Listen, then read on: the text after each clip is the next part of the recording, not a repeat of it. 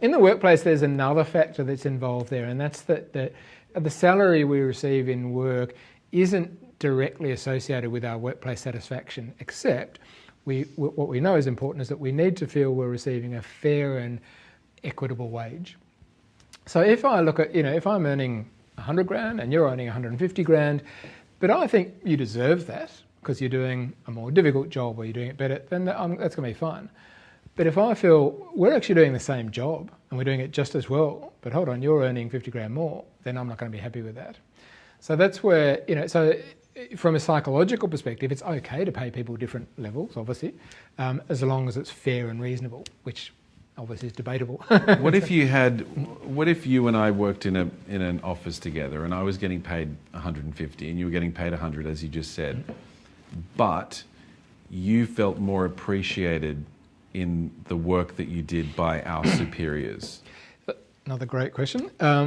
That applies to a whole lot of other things we've spoken about as well when it comes to money and happiness. I said earlier, it's there's not a yes or no answer. The simple answer is that money is relevant, salary is relevant, but it's certainly not the only factor. And what you've touched on here is there are other factors, some of them probably more significant than money when it comes to happiness. So yes, we know that one of the most significant factors when it comes to happiness at work or job satisfaction, whatever you want to call it, one of the most significant factors is feeling appreciated.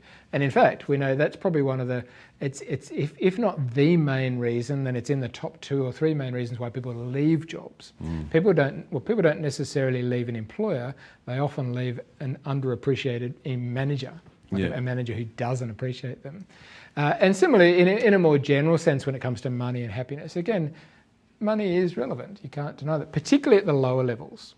Very much at the lower level. If I'm and this is very relevant at the moment, if I'm struggling to pay the rent or pay my bills or put food on the table or buy the necessities, that's very stressful. And that sort of stress is not conducive to happiness, obviously. So at the very lower levels, it's very important. As you kind of hinted at a bit earlier, it becomes less and less important as you go up. So it's sort of like this, it's like an upward curve, and then it sort of flattens off. So it's still important, but it tapers. And this is where other factors become more important. So, once you get above, that whatever that reasonable level is, and there's a lot of debate about that, then you've got to look at other factors like the quality of our relationships, our physical health and well-being. Those are the sorts of things that are just as, if not more, probably more important once you get above that sort of, average wage or whatever you want to call it. To check out the full interview, there'll be a link somewhere. I'm sure you'll figure it out. You're an adult, presumably.